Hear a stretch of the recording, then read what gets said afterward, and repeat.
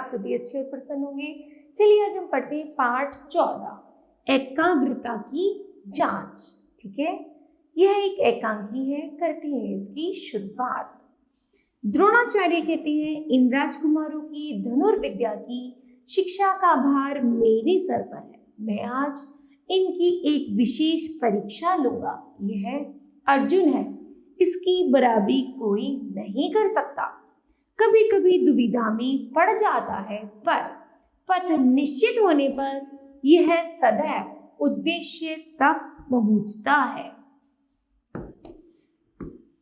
वह धर्म का पुत्र युधिष्ठिर आ रहा है। यह पाप और पुण्य का अंतर समझने पर भी लक्ष्य को नहीं भेद सकता। यह दुर्योधन है, इसमें क्रोध अधिक है। यह भीम है, इसमें बल का अभिमान बहुत है। नकुल सहदेव दोनों चंचल हैं, सदा चूक जाते हैं। ये सब आ पहुंचे। आओ राजकुमारों, यही स्थान तुम्हारी परीक्षा के लिए ठीक रहेगा।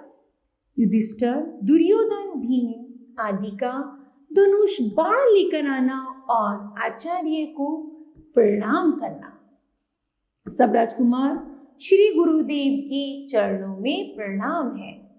द्रोणाचार्य जी कहते हैं, चिरंजीवी और चक्रवर्ती हो, तुम सब परीक्षा के लिए तैयार हो? सब राजकुमार कहते हैं, हाँ आचार्य महोदय। द्रोणाचार्य कहते हैं, अर्जुन के हाथ से एक बनावटी चिड़िया लेकर यह चिड़िया उस पेड़ की डाल पर रख दी जाएगी। मैं तुम्हें बारी बारी से इसकी आंख पर निशाना मारने की आज्ञा दूंगा। जो इसकी आंख को भेद देगा, अर्थात उसकी आंख पर निशाना साधेगा, वही तुमसे श्रेष्ठ धनुर्धरी सिद्ध होगा। लो अर्जुन, इसे उस पेड़ पर रखाओ। अर्जुन का चिड़िया लेकर जाना। युधिष्ठिर, तुम सबसे बड़े हो, उठो, तुम्हें पहला तीर छोड़ो। अर्जुन का आना। युधिष्ठिर धनुष में बाण चलाकर निशाना लगाते हैं।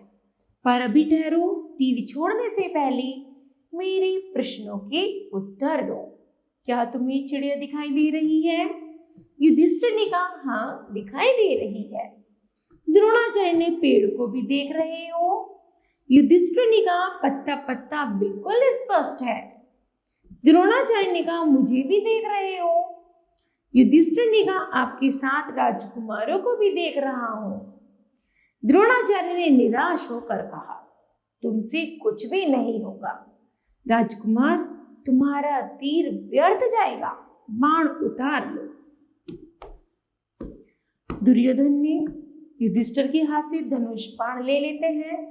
युधिष्ठिर लज्जित होते हैं, इनसे कुछ भी ना होगा, मैं उस चिड़िया को मार गिराऊंगा। द्रोणाचार्य, अच्छी बात है, तुम्हें चलाओ, पर दूसरे के शस्त्रों से नहीं, अपने ही शस्त्र से। दुर्योधन कहता है, मैं शस्त्र विहीन कब हूं? द्रोणाचार्य ने कहा, तुम्हें भी मेरे प्रश्न का उत्तर देना होगा। कहो, तुम क्या देख रहे हो? दुर्योधन ने कहा, चिड़िया, पेड़, आप सबको और इसके अलावा एक विशाल राज्य को भी देख रहा हूं, जिसका मैं राजा होऊंगा। द्रोणाचार्य ने कहा, तुम्हारी बड़ी आकांक्षा है, पर कर्मवीर की इच्छा शब्दों में नहीं होती। मैं कहता हूं, तुम चिड़िया की आंख पर निशाना नहीं लगा सकते। दुर्योधन ने कहा, आप बार बार पक्षपात करते हैं, आपके कह देने से ही सब कुछ नहीं होता। द्रोणाचार्य ने कहा, तुम अभी अविश्वासी हो, गुरुद्रोही हो, तीर छोड़कर सत्य की परख कर लो। दुर्योधन, हाँ, यह लीजिए, तीर छोड़ता है पर निशाना चूक जाता है। द्रोणाचार्य, तुमने क्या देखा? दुर्योधन लज्जित होकर क्रुद्ध हो जाता है। अर्जुन, तीर जो बार यहीं पर हट गया था, चिड़िया के पास तक पहुंचते पहुंचते वह बहुत दूर हो गया। चिड़िया उसी तरह वहीं पर है। अर्जुन, दुर्योधन कहते हैं अर्जुन को गुस्से से देखकर द्रोणाचार्य से, आपने मुझे पहले ही निरुत्साहित कर दिया। द्रोणाचार्य बोले, भीम तुम तैयार हो? भीम ने कहा, जैसी आज्ञा हो। कंधे से धनुष बाण निकालकर लक्ष्य को स्थिर करता है। द्रोणाचार्य कहते हैं, तुम्हारे लिए भी मेरे वही प्रश्न है, तुम क्या देख रहे हो? भीम ने कहा, मैं चिड़िया, पेड़, आकाश, मेघ और आप सबको स्पष्ट देख रहा हूं। द्रोणाचार्य ने कहा, इसके अतिरिक्त भी कुछ देख रहे हो? भीम ने कहा, हाँ देख रहा हूं। घर से इतनी दूर पैदल आने के कारण मुझे बड़ी भूख लग रही है। मैं एक थाली में षटरस भोजन परोसा हुआ भी देख रहा हूं। सब राजकुमार हंसते हैं। द्रोणाचार्य, तुम भोजन भट्ट हो भीम। अपने मन को पाकशाला में भेजकर तुम कैसे इस चिड़िया की आंख को भेद सकोगे, जिस भ्रमित मन में एकाग्रता नहीं, बिना उसके कौन अपने लक्ष्य तक पहुंचता है?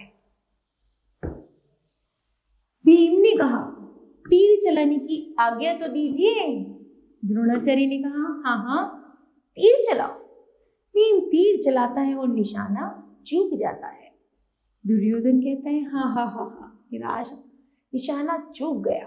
कहाँ चिड़िया रह गई और कहाँ तुम्हारा तीर चला।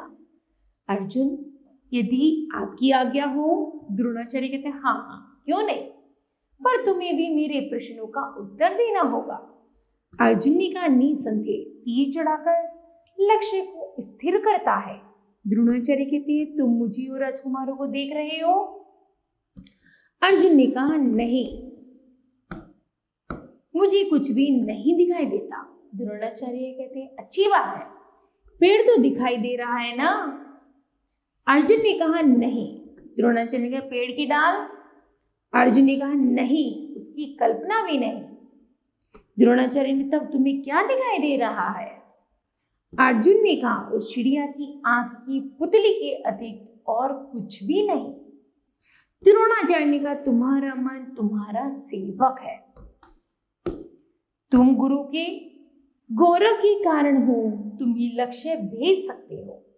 तीर छोड़ो। अर्जुन तीर छोड़ता है और लक्ष्य भेद हो जाता है। चिरंजीवी हो बस, चिड़िया को उठाकर धनुर्विद्या में तुम्हारा सामना तीनों लोकों में कोई नहीं कर सकता।